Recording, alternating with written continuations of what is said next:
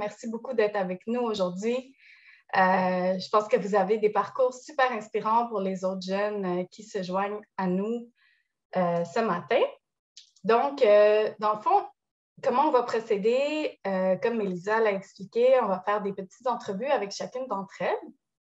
Et on va commencer par Alimatou. Donc, Alimatou, j'ai quelques questions à te poser pour qu'on en apprenne un peu plus sur ton parcours super inspirant. Donc, tout d'abord, je voudrais te demander, en tant que jeune femme noire et musulmane, est-ce que tu peux nous parler un peu des obstacles que tu as rencontrés dans ton implication dans le domaine de la politique? Je pense que ce serait super intéressant. Récemment, on a justement une femme noire qui a été nommée chef du Parti vert. C'est inspirant pour beaucoup de jeunes de la diversité. Alors, peux-tu nous parler un peu de ton expérience à toi?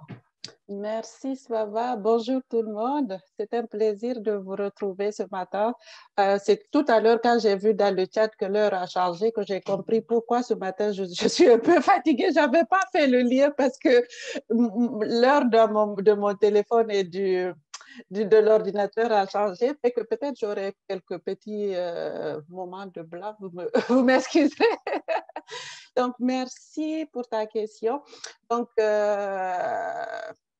en tant que femme noire et musulmane, quels sont les obstacles que j'ai rencontrés? Je dirais que de premier avis, puisque c'est récemment que les gens ont su que j'étais musulmane, parce que pour beaucoup, être une femme musulmane, c'est avoir le voile et être pas noire. Là. Donc, c'est récemment que beaucoup de gens se rendent compte que je suis musulmane. Et pour le reste, je trouve que la difficulté que j'ai rencontrée, c'est montrer que je suis légitime, que j'ai ma place. Je me suis présentée aux élections provinciales de 2018. C'est ma première participation en politique. Et quand venait le temps de faire les porte-à-porte, les gens étaient plus intéressés par mes origines, par ma couleur de peau que par le programme que je venais leur parler. Donc ça, c'était difficile parce que chaque fois, il fallait que je m'explique, que je dise oui, je suis au Québec depuis 2013. On m'a demandé que tu connais le Premier ministre, tu connais qui est qui. Donc ça, je trouve que c'est difficile. Ça, c'est des obstacles parce que tout le temps, j'ai l'impression que je dois prouver que je mérite ma place, que je suis immigrante, mais que j'aime le Québec et que je suis légitime à vouloir avoir un poste en politique pour parler d'enjeux qui me touchent personnellement et qui touchent plusieurs autres personnes. Donc, l'autre obstacle, c'est la conciliation vie familiale, j'étais aux études et donc ça, c'est compliqué parce que la plupart des événements, c'est des 5 à 7 et quand tu as de jeunes enfants, c'est compliqué. Donc, cette conciliation, trouver cet équilibre, c'est très difficile et ça continue à être difficile, mais je pense que pour moi, l'obstacle, c'est au-delà de ma religion et de ma couleur de peau, c'est surtout me convaincre moi-même que je suis légitime, me convaincre que j'ai ma place et que la politique, c'est fait aussi pour toutes les femmes. Et surtout, pour moi, c'était important de m'impliquer parce que la représentation, je trouve que c'est super important. Quand j'ai commencé, quand je me suis décidée de me lancer, j'ai comme regardé les femmes en politique et je ne me retrouvais pas. Il y avait tellement peu de femmes qui me représentaient dans les partis ou à l'Assemblée nationale. Fait que je me suis dit que c'est important d'avoir cette représentation, qu'une femme immigrante qui vient, qui se dise « j'ai ma place ». Parce que c'est très difficile, parce qu'au début, je me disais, mon accent, c'est pas l'accent qui est attendu. Du coup, il faut toujours se moduler, il faut toujours faire un travail sur soi. Jusqu'à présent, je fais toujours un travail sur moi. Donc, je pense que c'est les obstacles que j'ai rencontrés, que je continue à surmonter à chaque jour. Wow, merci beaucoup, c'est vraiment inspirant.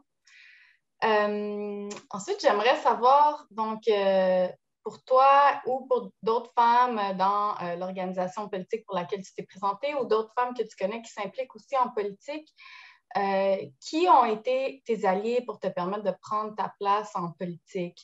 Donc, concrètement, comment soit ces personnes-là ou ces organisations ont ouvert des portes pour toi ou pour d'autres femmes que tu connais et ont permis de franchir certains obstacles et de te propulser dans la vie politique? Merci. Je pense que hier, quand Martine Delvaux et Pascal Navarro parlaient, ça venait tellement me chercher parce que tout ce qu'elles disaient, c'est vraiment des étapes par lesquelles je suis passée. Je pense que c'était important je pense que c'était de soi que je me suis tournée vers un parti qui prônait beaucoup la diversité et que dès que je suis arrivée, on m'a montré que j'avais ma place, on a valorisé mes compétences et mes expériences. Et au-delà de ça, c'est comme, je pense qu'on a vu à moi des choses que moi, je ne voyais pas à moi. Par exemple, si le poste de chef adjointe était ouvert, je n'allais pas postuler. Donc, quand on me l'a proposé, j'étais comme, OK, chef adjointe, j'étais comme, je vais y réfléchir parce que je pense que ça montre que nous, les femmes, on ne lève pas directement la main. C'est encore plus difficile que quand on est comme une minorité et qu'on se cherche là, on cherche une légitimité et qu'on veut prendre sa place. Donc, je pense que c'est parce que l'organisation a vu à moi des compétences que moi-même, je ne croyais pas. Et ils m'ont ouvert la porte. Je pense et depuis qu'on m'a ouvert la porte, je prends ma place et je m'épanouis.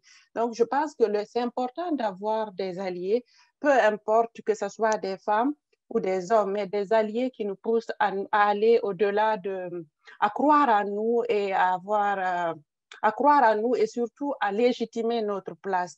Parce qu'à un moment récemment, il y a eu une crise au sein du parti et des hommes noirs, c'est surtout ça qui m'a un peu choquée là, c'est des hommes noirs qui ont remis en question ma légitimité d'être là. Ils ont dit que si tu vois que le chef t'a choisi comme chef adjoint, c'est parce que c'est pour son branding, pour montrer que le parti veut de la diversité, prône la diversité. Alors que j'ai des compétences, j'ai des expériences, j'ai les diplômes qu'il faut plus que ces autres hommes.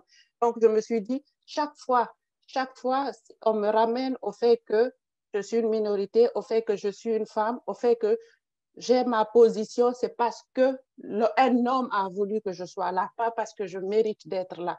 Alors que depuis que je suis au parti, après être candidate, j'ai été dans le cabinet fantôme comme porte-parole euh, et, euh, et je me suis démarquée. Je pense qu'on ne m'aurait pas donné le poste juste parce que je suis une femme noire qui passe mieux et qui apporte de la diversité. C'est parce que j'ai les compétences et que je mérite, mais c'est parce que j'ai pu avoir assez de confiance en moi maintenant que je sais que je mérite mon poste, pas parce qu'on ne m'a pas nommé là pour le branding du parti. Donc, c'est chaque fois ces remises en question.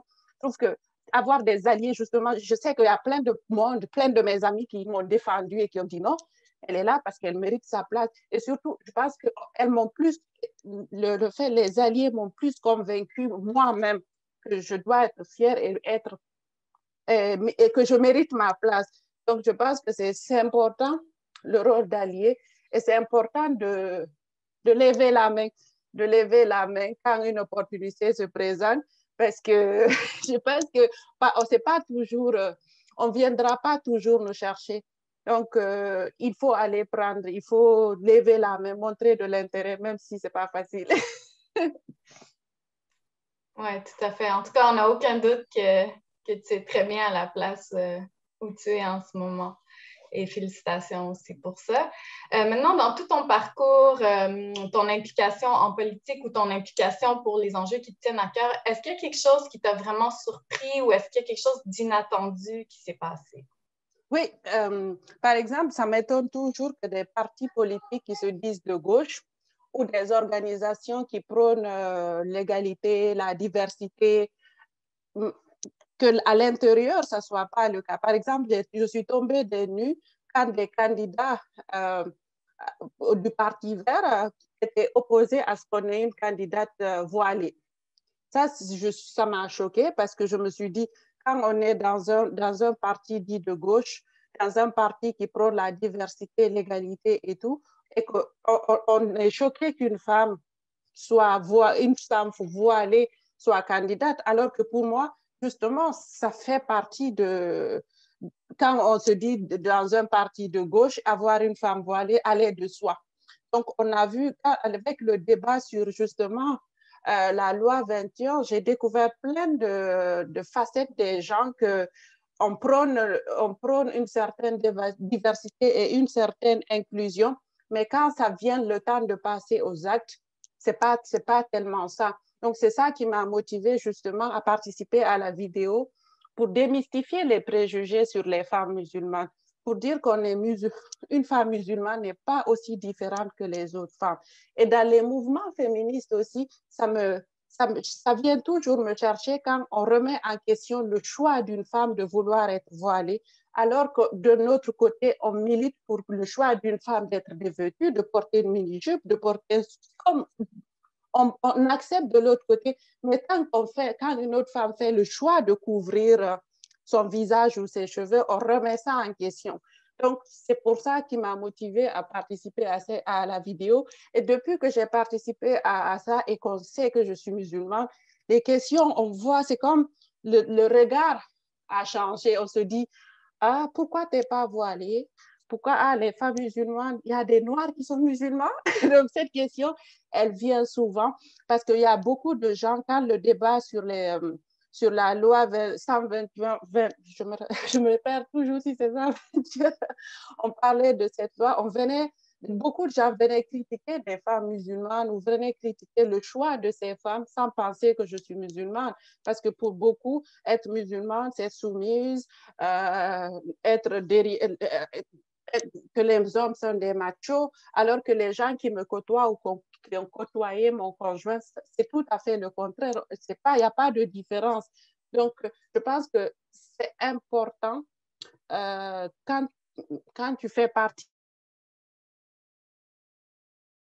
justement de ces petites communautés, de prendre la parole en fait, de prendre la parole pour briser les tabous, démystifier les choses, pour montrer qu'on a nos places et surtout pour montrer à ces jeunes filles qui ont fait le choix de porter le voile, qu'elles peuvent vouloir les carrières qu'elles veulent, que ce soit en politique, parce que quand on voit en politique, quand je dis qu'il y a pas beaucoup de femmes musulmanes, pas beaucoup de femmes noires, il n'y a aucune femme voilée là, c'est rare de voir une femme voilée en politique, alors qu'elles ont de l'intérêt, elles ont les compétences. Donc, je pense que c'est important de prendre la voix et d'inciter les gens à s'impliquer et que surtout autour de nous aussi, c'est que nous-mêmes, parce qu'on a des biais inconscients, qu'on brise ces biais, parfois on peut tellement se sentir, je suis inclusive, je suis une organisation inclusive, je suis une organisation qui prône la diversité, l'égalité, mais qu'à l'intérieur de cette même organisation, il y a des micro-agressions, il y a des minorités qui ne se sentent pas bien. Donc, c'est important d'avoir des approches qui sont intersectionnelles. Donc, c'est pour ça que je prône beaucoup sur l'intersectionnalité parce que parfois, je pense qu'on est tellement dans notre bulle qu'on ne voit pas à tout ce qui se passe ailleurs. Donc, c'est pour ça que j'ai beaucoup aimé mon implication et que je continue à m'impliquer avec Oxfam Québec parce que on prône l'intersectionnalité de la parité. Ça, j'aime beaucoup et c'est pour ça hier que j'ai posé la question aussi à Martine Delvaux parce qu'on voit, elle aussi, elle a parlé de ça. Je pense en tant que féministe qui militons pour la parité, n'oublions pas d'avoir dans nos biais et dans nos approches cette vision intersectionnelle de la parité.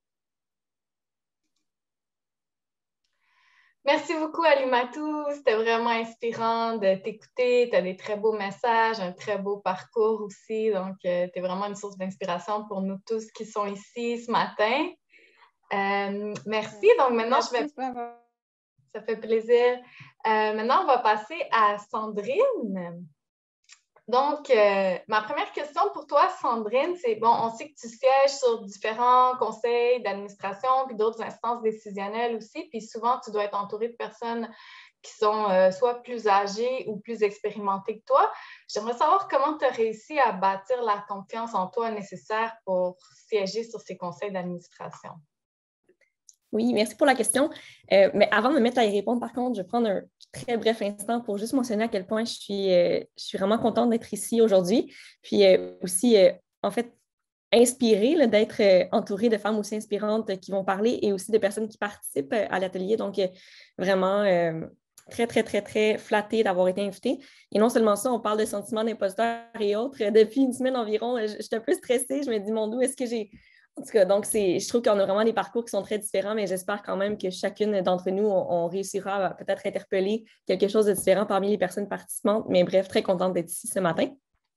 Mais par rapport à la question, c'est quand même intéressant parce qu'effectivement, actuellement, je suis encore impliquée dans des instances décisionnelles, des conseils d'administration, puis évidemment, même s'il y a encore beaucoup de freins au quotidien dans la confiance en soi, je pense qu'il y a quand même beaucoup de chemin qui a été parcouru dans les dernières années. Mais au tout début de mon implication, j'avais 18 ans quand j'ai commencé à être sur des instances formelles administratives. C'était moins le cas. Et en fait, je dirais que ce qui m'a amené à siéger sur ces instances-là, c'est un peu du hasard ou une anecdote, ce qui fait qu'au tout début, quand je me suis présentée, je n'avais pas nécessairement l'impression que je manquais de confiance pour le faire ou que j'aurais des freins à l'implication. Parce qu'en gros, j'étais impliquée dans des conseils des élèves, dans des organisations étudiantes là, au niveau du secondaire, du cégep. Puis ça, c'était un peu ma zone de confort, si je peux dire. J'étais avec des pairs, des personnes de mon âge, on faisait de l'événementiel. Mais c'est ça qui a fait en sorte que j'ai été appelée à siéger sur des instances qui étaient peut-être au niveau de la direction de l'établissement avec des personnes qui, bon, en avaient beaucoup plus que moi derrière la cravate, avaient entre autres, par exemple, une expérience au niveau avocat-avocate ou des personnes qui étaient comptables, des personnes qui étaient chefs d'entreprise. Et moi, ben, j'étais là sans deck, j'étais très jeune, une des seules femmes au sein des instances. Donc, c'est plus une fois que j'ai été nominée, une fois que j'ai été élue dans ces instances et que je me suis rendu compte quelle était la dynamique au sein des lieux décisionnels, que ma confiance a été un petit peu ébranlée. Notamment parce que souvent, ben, soit je connaissais moins le fonctionnement des conseils d'administration puisque c'était ma première expérience, donc tout ce qui relevait, par exemple, d'analyse du budget ou de philanthropie, ben, c'est des termes avec lesquels je n'avais pas encore été exposée à ce moment-là. Donc, souvent, pour moi, j'avais l'impression de ne pas nécessairement avoir les compétences pour amener un point de vue qui avait une valeur ajoutée. Alors qu'au contraire, maintenant, avec un peu de recul, je suis tout à fait capable de dire que oui, parce que même si j'étais moins familière avec ces termes-là, ben, je représentais un public différent qui était représenté par le conseil d'administration et qui était super important que sa voix et ses intérêts se fassent entendre. Mais donc, ça a pris beaucoup de temps avant que je sois à l'aise d'exprimer mes points de vue, que je cesse de m'auto-censurer, en fait, de considérer moi-même que mes propos n'étaient pas valides. Et quand j'ai commencé à le faire, souvent, j'avais l'impression que mes interventions étaient un petit peu balayées du revers de la main. Que parfois mes propos étaient considérés comme étant puérils, que parfois mes propos étaient OK, oui, c'est intéressant, mais ce n'est pas vraiment en adéquation avec la réalité de l'organisation, ou du moins, c'est ce que je percevais comme réponse de la part des autres personnes. C'était très difficile, puis ça a même affecté ma motivation même à participer à ces instances-là parce que j'avais l'impression de ne pas réellement avoir un impact, de ne pas pouvoir participer au changement. Et ce qui a fait en sorte que j'ai commencé à peut-être un peu plus être à l'aise dans ces instances-là. Là. Alimatou parlait des alliés un petit peu plus tôt, mais il y a une personne au sein de l'ensemble du conseil d'administration qui semblait davantage en faveur ou d'accord avec ce que je mentionnais comme idée. Puis, à un moment donné, cette personne-là me l'a comme exprimé hors des séances, sans nécessairement que je le sache en amont. Ça m'a fait réaliser que, OK, ce que je dis, même si ce n'est pas nécessairement la décision finale vers laquelle on se rend, ben, ça percole quand même, puis c'est pas à côté de la plaque, c'est valide ce que je dis. Donc, ça m'a permis de commencer de plus en plus à prendre la parole, puis à le mentionner en instance, puis à me dire, ben, je comprends que ce n'est pas actuellement ce qu'on fait comme organisation, je comprends que c'est peut-être une nouvelle sphère, je ne suis pas en train de dire qu'il faut arrêter tout ce qu'on fait. Mais peut-être que moi, je pourrais prendre en charge le développement de cette nouvelle partie-là. Puis c'est un petit peu comme ça là, que j'ai développé tranquillement, pas vite, la reconnaissance de ma propre expertise ou de ce que moi, je pouvais amener au sein de cette instance-là. Mais c'est sûr que là, je parle de mon implication il y a quelques années, pas énormément, mais quand même. Et depuis, j'ai eu la chance de siéger auprès d'instances qui étaient elles-mêmes beaucoup plus diversifiées. Il y a 5 ans, au tout début de mon implication, comme je mentionnais, mais je siégeais sur plusieurs CA et la majorité de ces CA-là étaient composés d'hommes blancs dans la cinquantaine et plus qui avaient pas mal tout un parcours similaire. Maintenant, dans les instances sur lesquelles je siège, il y a encore un très grand manque de représentativité, mais malgré tout, notamment au niveau des femmes, les femmes sont nettement plus présentes, si ce n'est pas même parfois majoritaire autoritaire dans certaines de ces sphères-là. Et on sent vraiment que la dynamique change complètement, que c'est beaucoup plus accessible. Donc, voilà, ça, je pense que ce serait la réponse à la première question. Oui, super, merci. Ben, c'est encourageant de savoir qu'il y a de plus en plus de diversité dans les conseils d'administration. Je voudrais savoir, une fois que tu as commencé à avoir plus confiance en toi, puis à prendre plus ta place, est-ce que tu as vu un certain changement dans comment se déroulaient les conseils d'administration, dans la prise de parole que tu étais capable de prendre ou l'influence que tu pouvais avoir sur les décisions? Vraiment. Puis, en fait, j'irais peut-être plus dans le comment j'ai gagné aussi cette confiance-là, parce que je pense que c'est quelque chose qui est crucial un petit peu. Au fil des années, puis dans d'autres milieux d'implication, pas les mêmes que les premiers, mais j'ai été exposée à des formations sur les attitudes et les comportements sexistes dans différents milieux, par exemple, ou sur quels sont les freins auxquels on fait face en tant que femme. Par exemple, le fameux plafond de verre, le sentiment d'imposteur qu'on parlait plus tôt, le mansplaining, le fait que souvent, on va se faire interrompre quand on parle ou on va se faire réexpliquer le propos qu'on vient de dire et là, finalement, ça va être une meilleure idée. Donc, c'est tous des éléments avec lesquels je n'avais pas été exposée à ces aspects théoriques-là. Ce qui fait en sorte qu'avant de savoir que c'est quelque chose qui existait, puis c'était des patterns auxquels énormément de femmes étaient confrontées, bien, je pensais toujours que entre guillemets, le problème, c'était moi, que c'était mon point qui n'était pas valide, que c'était ce que je soulevais autour de la table qui n'était pas pertinent et donc que c'était tout le temps écarté, ou que je n'arrivais pas à être assez charismatique pour convaincre. Bref, je prenais beaucoup ce poids-là. Puis, ben, quand on m'a exposée à cette réalité-là du fait que ben, c'est malheureusement des patterns qui sont très présents dans de nombreux lieux décisionnels auprès de nombreuses femmes, dans différentes mesures, ben, j'ai comme réussi à changer le scénario un petit peu, puis à me dire, ben non, c'est pas parce que mon point n'est pas valide, c'est l'attitude qui est déplacée, c'est l'attitude qui n'est pas inclusive. Et bon, j'aimerais pouvoir dire que maintenant, à chaque fois, je suis en mesure de mettre mon pied à terre et ce n'est pas tout le temps le cas. Mais par contre, j'approche la situation avec un nouveau regard qui est, au lieu de moi me refermer puis d'arrêter de parler puis de me retirer, bien, au contraire, je vais me dire dans ma tête, non, c'est ce comportement qui est déplacé, ça va me motiver encore plus à ramener mon point sur la table puis à mentionner, j'essaie de parler, s'il vous plaît, puis redire mon point ou faire de même pour des collègues féminines. Donc, je pense que ça m'a permis un petit peu de reprendre le contrôle sur le fait que la problématique qu'on devait changer était pas, le poids ne relevait pas de moi, mais plutôt qu'on pose des actions pour s'assurer de se faire entendre. Et maintenant, comment est-ce que ça a changé les dynamiques de pouvoir? Bien, tout d'abord, j'ai beaucoup plus d'aisance à m'exprimer, ce qui fait en sorte que je ne vais pas tout le temps arriver à convaincre avec mon point, mais au moins, je vais l'exprimer, ce qui n'était pas nécessairement tout le temps le cas au début. Et non seulement ça, mais un élément important, c'est que ça fait aussi en sorte maintenant que j'ai pris conscience que c'est un enjeu qui s'applique à de nombreuses femmes, que moi-même, dans ma façon d'interagir auprès des collègues féminines, bien, j'essaie de garder ça en tête puis de cibler quand elles-mêmes sont confrontées à ce genre de situations problématiques auprès d'autres personnes avec lesquelles elles interagissent.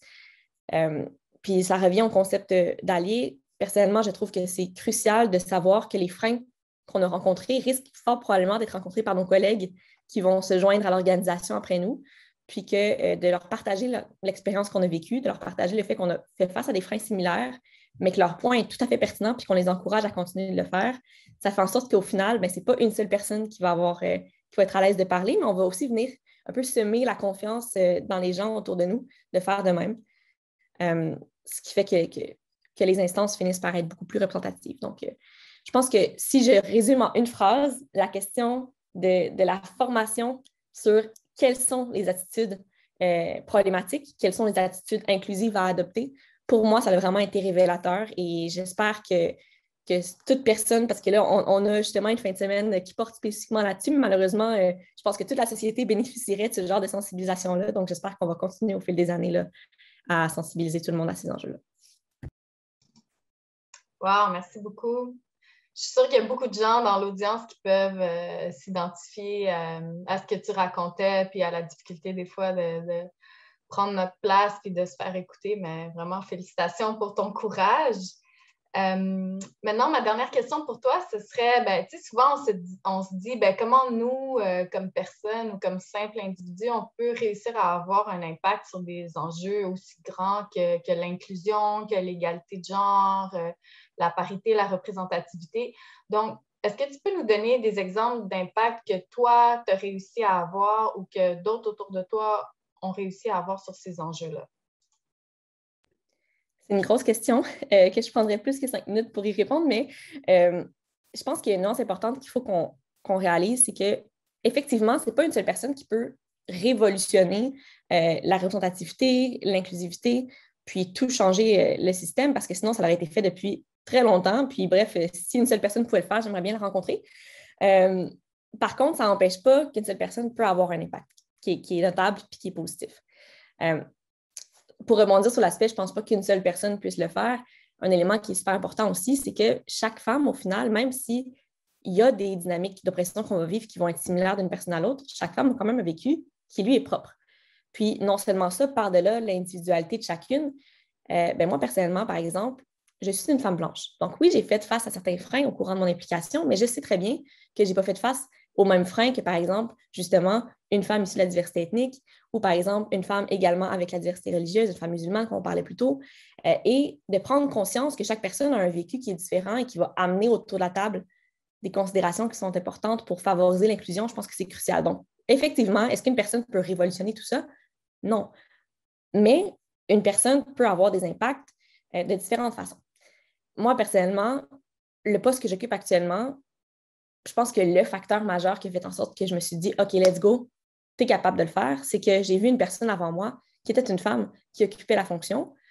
Puis, je me suis sentie représentée et donc, OK, c'est possible de me projeter à cette fonction-là. Donc, des fois, sans même s'en rendre compte, quand on est une femme qui se présente dans des lieux décisionnels, ben, on va aussi ouvrir la porte à tellement d'autres personnes de le faire, ce que je trouve qui est quand même intéressant. Et aussi, je trouve qu'en tant qu'individu, ce qu'on peut faire qui a un impact très large, c'est de s'assurer le plus possible de valoriser les personnes autour de nous qui s'impliquent. J'en parlais un tout petit peu plus tôt, mais cette valorisation-là, elle peut se faire de différentes formes. Ça peut être simplement dans des échanges en un à un, une à une, en fait, en soulevant la pertinence qu'une personne a eue dans une intervention puis en l'encourageant à parler davantage. Ou ça peut être publiquement. Par exemple, je connais une personne, encore une fois, cette même personne qui m'a inspirée à m'impliquer. Un des super beaux projets qu'elle avait mis sur pied était une exposition de femmes engagées par le passé, de différents parcours avec différentes origines. Et c'était 40 profils de femmes avec des témoignages de qu'est-ce que cette implication-là avait amené dans leur vie. Et je trouve que ça a été coordonné par une seule personne, mais au final, l'impact que ça a eu, tout d'abord, les 40 femmes qui ont été mises en valeur ont probablement elles-mêmes ressenti un certain boost de confiance. Mais non seulement ça, mais les centaines et les centaines de personnes qui ont vu cette exposition-là ont pu être impactées aussi. Donc ça, je trouve que c'est le genre de projets qui sont super intéressants. Puis sinon, j'en parlais un petit peu plus tôt, mais personnellement, de suivre une formation puis d'en apprendre davantage sur les freins m'a vraiment ouvert les yeux. Donc, je pense que c'est également le genre d'éléments qu'en tant qu'individu, on peut relativement simplement aller chercher le point de vue de différentes personnes qui ont vécu des situations qui ont freiné leur implication, organiser un panel avec ces personnes, leur demander d'en parler, un peu comme on fait aujourd'hui. Puis déjà, ça va rejoindre probablement des personnes qui vont pouvoir se sentir interpellées. Donc, voilà, je pense qu'il y a assurément des changements qu'on peut faire en tant qu'individu. Des fois, c'est même pas en visant ces changements-là qu'on va y arriver, mais juste en ayant une démarche qui est elle-même inclusive, on va en inspirer d'autres à l'être aussi. Puis je pense que, si je conclurai là-dessus parce que j'ai déjà parlé beaucoup, mais au final, je pense que ce qui est important, c'est qu'il n'y a pas d'actions qui sont trop petites pour valoir la peine d'être déployées. Chacune, je pense qu'on doit se dire, c'est quoi mes ressources actuellement, c'est quoi mon intérêt actuellement? Est-ce que c'est de faire, entre très gros guillemets, juste ça cette année? Go! Faites ce que vous considérez qui est juste ça. Ça va déjà être tout ça. Et ça va en inspirer d'autres à peut-être en faire plus également. Puis quand vous aurez développé justement cette confiance de faire cette action-là, vous aurez par la suite peut-être des réseaux, des contacts pour en faire avec une plus grande portée. Donc, de construire avec des briques, puis on finit par y arriver. Mais ouais, c'est un petit peu ce que je dirais aujourd'hui. Puis encore une fois, merci de m'avoir invité. Je suis vraiment contente d'être parmi vous. Puis j'ai hâte qu'on en discute un petit peu plus tard. Wow, merci beaucoup, Sandrine. En tout cas, je t'écoutais puis je me demandais vraiment pourquoi tu avais le syndrome de l'imposteur que tu disais au début parce que Je trouve que tu es tellement inspirante. Puis, tu sais, ton message aussi est super beau qu'on peut tous faire une différence en faisant soit des petits gestes simples qui peut-être pour nous ne semblent pas être grand-chose, mais qui peuvent vraiment être une inspiration puis un modèle à suivre pour d'autres. Alors, merci beaucoup. Et maintenant, on va passer à l'entrevue avec Stéphanie. Donc, Stéphanie, ma première question pour toi, ce serait en créant une librairie féministe avec toute ton équipe qui t'entoure aussi, là, les co-créateurs, à quel besoin est-ce que vous vouliez répondre et quel changement vous vouliez provoquer? Oui, bonne question. Bonjour d'abord. Puis je voulais juste dire, j'ai vu qu'il y avait certaines personnes qui mettaient leurs pronoms entre parenthèses dans leur nom Zoom. C'est vraiment cool comme pratique.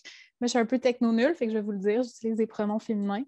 Puis je voulais m'excuser aussi parce que j'ai pas d'enfants, comme la personne qu'on a vue au début, mais j'ai beaucoup de colocs qui circulent. Fait qu'il y a des gens qui passent et que je me suis mis dans un endroit où j'allais être un peu moins dérangée, mais qui est un peu plus sombre. Fait que j'espère que vous arrivez quand même à me voir.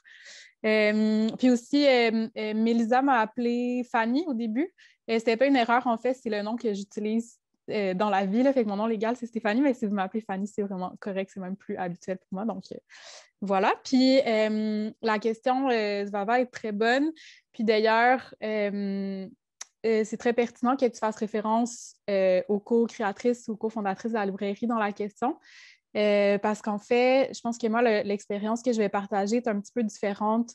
Puis j'imagine que c'est ça qui est intéressant aussi, là, de celle de Alimatou, puis de Sandrine, dans la mesure où c'est vraiment une expérience collective. Fait que moi, je suis là individuellement comme personne, mais en fait, je vais parler beaucoup au nous, parce que je pense que l'histoire de Le Guillon, puis les enjeux qui tournent autour de la parité, puis de l'influence par rapport à la librairie, c'est vraiment une histoire collective, finalement. Fait que je vais comme parler un peu au nom de l'équipe ou à travers l'équipe. C'est ça, puis ça, c'est des questions que ça me ferait vraiment plaisir de continuer à discuter. Après, là, dans l'autre partie, fait que la question de l'individuel versus le collectif, c'est quelque chose à quoi on réfléchit beaucoup et qui m'interpelle énormément. Fait que pour revenir à la question, c'était quoi nos objectifs? Qu'est-ce qu'on voulait faire quand on a ouvert le Guillon? Fait que ça a été créé en 2016, ça fait à peu près 4-5 ans, 4 ans et demi. Puis à cette époque-là, ça fait pas si longtemps, là, mais dans ce temps-là, je pense qu'on parle beaucoup plus de féminisme, puis d'égalité, puis de parité aujourd'hui, qu'on en parlait il y a 4-5 ans. Ça a l'air de rien, là, mais il y a eu quand même déjà un grand chemin qui s'est parcouru depuis ce temps-là. Puis je pense qu'en 2016, il commençait, c'était avant #moi aussi, c'était avant quand même beaucoup de mouvements puis de prises de parole qui ont rapporté des enjeux liés au féminisme, puis à la diversité sexuelle et de genre, au privilège, etc., sur la place publique. Fait quand on a ouvert ça, je pense qu'on a ressenti un besoin personnel qui s'est collectivisé, puis qu'après, on a connecté avec une communauté plus large, puis on s'est rendu compte que c'était un besoin, en fait, qui répondait à des attentes, ou c'est ça, en fait, qui répondait aux besoins de beaucoup de gens. C'est-à-dire qu'il y avait un grand désir d'avoir accès à des lectures, avoir accès à des paroles, avoir accès à des espaces pour réfléchir, pour discuter, pour se permettre de se poser des questions puis de faire des erreurs aussi dans un espace qui est bienveillant en réfléchissant à ces questions-là, donc de l'égalité, du féminisme, de la diversité sexuelle et de genre, des privilèges, etc., de la diversité, de l'inclusion. Donc, c'est des questions qui sont quand même complexes puis qui, je pense, qui viennent saisir notre société quand même à bras-le-corps en ce moment. Je pense qu'on a perçu ce besoin-là, puis on a voulu y répondre en créant un espace, donc comme une infrastructure physique où les gens pouvaient se rendre. Bon, là, c'est moins le cas en ce moment, là, mais disons, de manière générale, où les gens pouvaient se rendre, se rencontrer à l'extérieur de leur cercle habituel, de gens avec qui ils échangent, soit sur les réseaux sociaux ou dans leur réseau d'amitié ou de proximité, puis avoir accès à énormément de paroles puis de voix à travers les livres puis à travers les lectures. Donc ça, c'était un premier objectif. Je pense qu'on voulait aussi venir brasser la cage du milieu littéraire au Québec, du milieu du livre. Fait que c'est un milieu qui est dominé, sans grande surprise, comme beaucoup de milieux, beaucoup par des hommes blancs, assez âgés. Fait que dans les maisons d'édition, aussi les grands auteurs à succès, chez les distributeurs, chez les éditeurs, puis même dans les librairies. Donc, les librairies qui ont beaucoup d'influence puis qui prennent une grande place dans le milieu du livre au Québec, c'est les grandes chaînes, puis Amazon, puis les plateformes de vente en ligne. Fait que c'est pas nécessairement des endroits où la parole des femmes ou la parole de gens issus de la diversité va être valorisée puis va être mise de l'avant. Fait que nous, on voulait un peu venir brasser le milieu en créant cet espace-là, puis en disant, ben oui, c'est légitime d'avoir un espace qui est uniquement consacré à ça, puis voir un peu qu'est-ce que ça allait provoquer comme réaction. C'est ça, qu'est-ce que j'ai d'autre comme... J'ai des notes pour parler pendant 1000 ans, fait que je vais me restreindre. C'est ça, puis peut-être, dans le fond, je ne l'ai pas précisé, mais c'est une librairie qui est spécialisée, donc qui est une librairie féministe, puis ça, c'est dans le nom, mais qui est aussi spécialisée sur la diversité sexuelle, donc tous les enjeux LGBTQIA2S+. Fait que ça fait partie aussi de la spécialité puis de ce qu'on met de l'avant dans l'espace. Puis c'est ça, je pense qu'on voulait créer un espace donc, qui venait brasser la cage du milieu du livre, mais aussi qui pouvait être un espace, donc c'était tourné vers l'extérieur, mais aussi tourné vers l'intérieur, dans la mesure qu'on voulait créer un espace qui était sécuritaire, où les gens qui peut-être sont en situation de marginalisation par rapport à leur identité ou leur vécu pouvaient venir puis se sentir accueillis, sentir qu'ils étaient dans un espace bienveillant, pouvoir venir se sentir à l'aise de chercher des livres, des références sur différents sujets qui peuvent parfois être gênants, difficiles, tabous, ce qui n'est pas toujours le cas dans beaucoup d'espaces. Donc, ça, c'était aussi un objectif très important. Puis, c'est ça, on voulait donc créer un endroit où les gens peuvent venir chercher des livres. Fait que c'est sûr que c'est comme un lieu de commerce, où les gens viennent puis comme échangent de l'argent contre des livres, mais surtout, on voulait créer un espace qui pouvait soutenir une communauté. Fait qu'à part la vente de livres, il se passe énormément de choses à la librairie. En temps normal, c'est sûr que là, c'est un peu en halte en ce moment, mais normalement, donc, il y a des événements presque tous les jours. On prête l'espace aussi pour des groupes qui veulent se rencontrer puis discuter, qui n'ont pas nécessairement accès à des espaces. Donc, il y a comme une forme de partage de ressources. Puis, c'est ça, de création de communautés puis de lieux de rencontre qu'on voulait créer donc, en ouvrant la librairie. Wow, super intéressant. Merci beaucoup. Puis, est-ce que tu dirais que donc 4-5 ans après l'ouverture de la librairie, que vous avez réussi à atteindre ces objectifs-là? Puis aussi, en sous-question, est-ce qu'il y a, par exemple, des éléments ou en fait des réussites qui sont allées au-delà de vos attentes ou d'autres éléments de votre projet que vous avez dû laisser tomber en cours de route?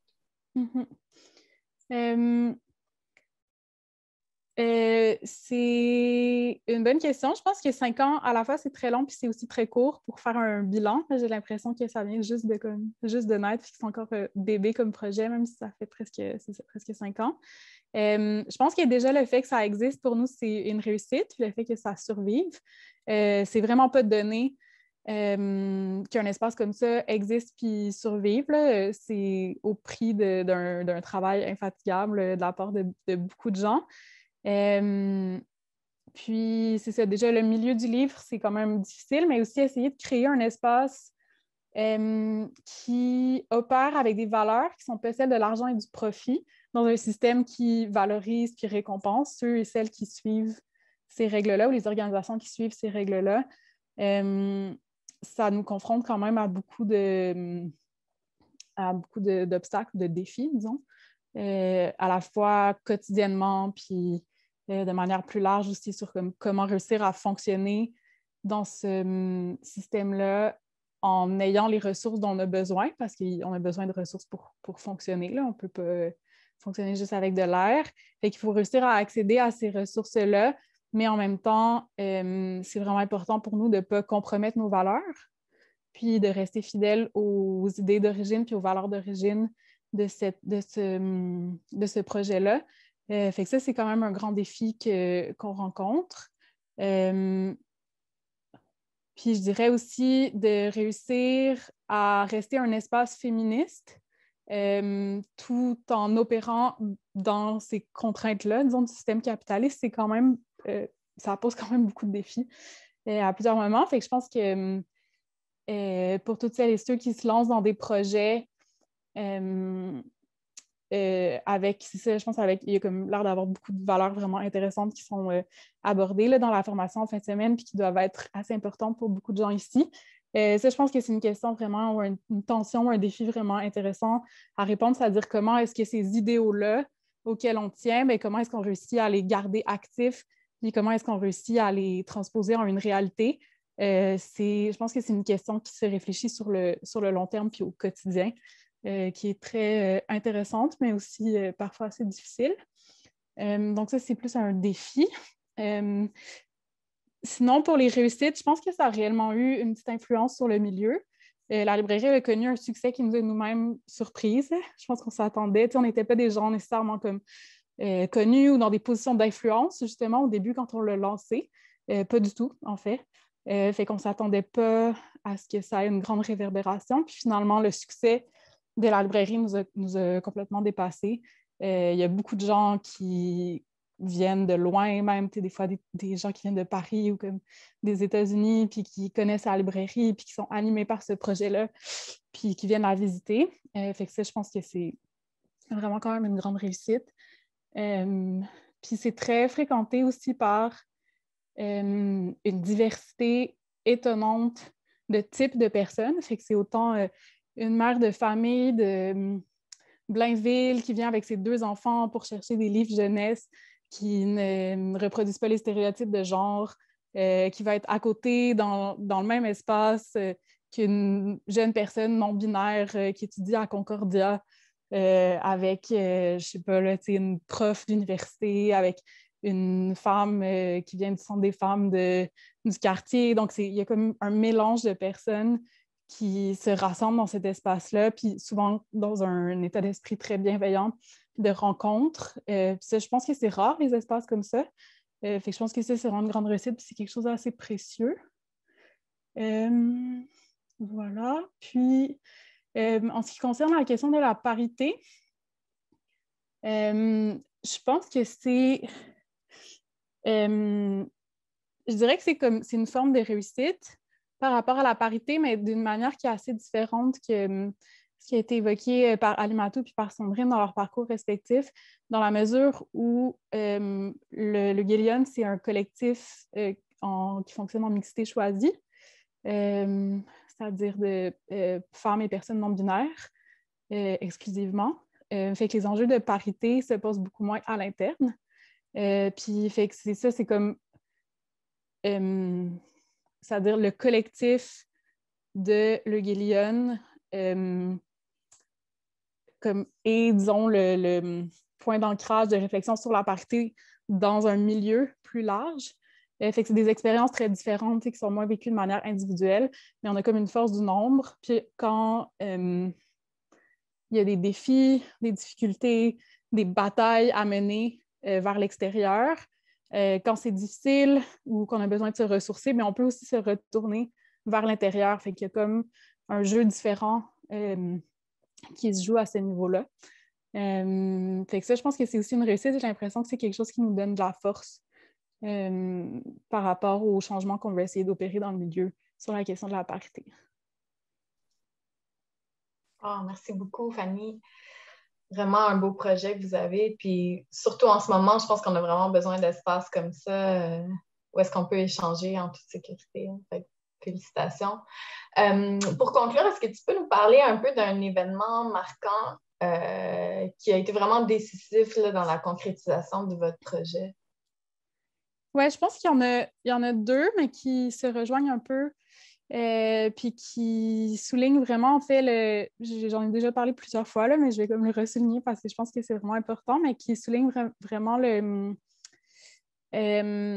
la valeur, ou c'est ça, l'importance de la force du collectif, parce que je pense que c'est vraiment quelque chose de majeur dans ce projet-là que j'ai envie de souligner puis de mettre de l'avant. Je pense que le premier moment, c'est qu'au début, cette idée-là a existé comme un rêve dans nos têtes individuellement. Fait qu'on caressait cet idéal d'un jour ouvrir une librairie féministe. Fait qu'il y en a plus très peu, en fait. Ça a été assez populaire assez présent dans les années 70, 80, dans ce qu'on appelait la deuxième vague du féminisme. Il y a eu beaucoup de librairies féministes ou librairies des femmes qui ont ouvert. Il y en avait dans toutes les grandes villes nord-américaines. Il y en avait aussi à plusieurs endroits en Europe. Ça joue un rôle extrêmement important dans le mouvement des femmes à cette époque-là.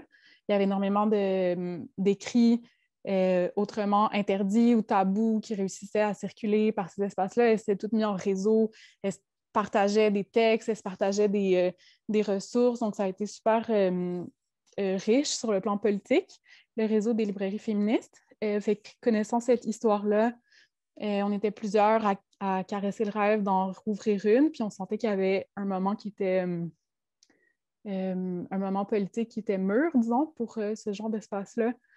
En fait, pour que ça existe à nouveau. Je pense qu'il n'y a aucune de nous qui aurait eu ni la confiance, honnêtement, ni les ressources pour faire ça seule. Fait que je pense que le premier moment marquant, ça a été quand on s'est retrouvés mis en contact. Fait que ça a été, on n'était pas amis, puis on ne se connaissait pas avant, puis c'est vraiment autour du projet qu'on s'est rencontrés, autour de cette idée-là, en fait, cet idéal d'ouvrir une librairie féministe. Fait qu'on s'est rencontrés, puis ça a été, il y a eu comme un événement Facebook qui a été créé, genre qui est intéressé par une librairie, un projet de librairie féministe, et ça sortait comme un peu de nulle part, c'était un peu comme dans les airs. Puis on s'est retrouvés à plusieurs, puis on s'est rencontrés, puis on était comme, OK, oui, on caresse tout ce rêve-là. Pourquoi ça ne deviendrait pas une réalité? Fait que ça a été comme le premier moment marquant où de se retrouver ensemble, on s'est dit, OK, ben ça nous donne confiance, de un, puis ça nous donne les moyens. On ne serait pas capable de le faire seul, mais en se mettant ensemble, on pense qu'on est capable d'y arriver. Puis comme je disais, on n'était pas nécessairement des gens qui avaient de l'influence déjà dans nos milieux. On était tous assez jeunes. On partait de pas grand-chose. On n'avait pas nécessairement accès à énormément de ressources. On n'était pas dans des positions de pouvoir ou d'influence. Fait que je pense que le fait de se retrouver ensemble, ça nous a donné ce potentiel d'influence puis de pouvoir-là qu'on n'avait pas de manière individuelle. Fait que ça, c'est le premier moment. Puis le deuxième, c'est un peu similaire. Tu peux, en 1 minute, essayer de le... Ah oui, pardon. OK, ben le deuxième, c'est quand... donc, on a monté le projet, puis après, on a lancé une campagne de socio-financement. Puis on n'avait aucune idée, en fait, comment les gens allaient répondre. Puis, en fait, il y a eu comme un succès vraiment incroyable. Puis les messages qu'on a reçus, bien déjà beaucoup de soutien. Là, on devait récolter 20 000 $, puis on a reçu 32 000 $ dans notre campagne de sous-financement. Fait qu'on était comme complètement étonnés puis heureuses de ça. Mais aussi, on a reçu tellement de messages de soutien puis d'enthousiasme de gens, même des femmes âgées qui nous écrivaient des lettres manuscrites, qui nous les postaient. C'était comme ça venait de partout, puis de gens de milieux très diversifiés. Puis ça nous a aussi donné confiance en fait que c'était comme pas juste un projet qu'on faisait pour nous, mais que ça répondait à un besoin plus large, puis que ça connectait à une communauté qui était à former encore, là, mais à une communauté puis à une collectivité. Fait que ça a été le deuxième moment, je pense, marquant dans la fondation de la librairie. Ah, génial! Wow. En tout cas, félicitations pour ce super beau projet-là. Puis j'espère que vous n'avez pas trop souffert de la pandémie, mais peut-être qu'on peut acheter vos livres en ligne ou en tout cas, peut-être que tu peux nous partager dans le chat votre site web pour qu'on puisse toutes et tous aller voir votre merveilleuse librairie puis aller aussi en personne, évidemment, pour ceux qui sont à Montréal. Donc, vraiment, félicitations à toi et à toute ton équipe pour ce beau projet collectif qui répond vraiment à une nécessité. Puis je pense qu'il y a de plus en plus de gens qui vont être intéressés à aller vous voir puis à s'informer sur ces enjeux-là. Puis vous êtes vraiment une belle ressource pour ça.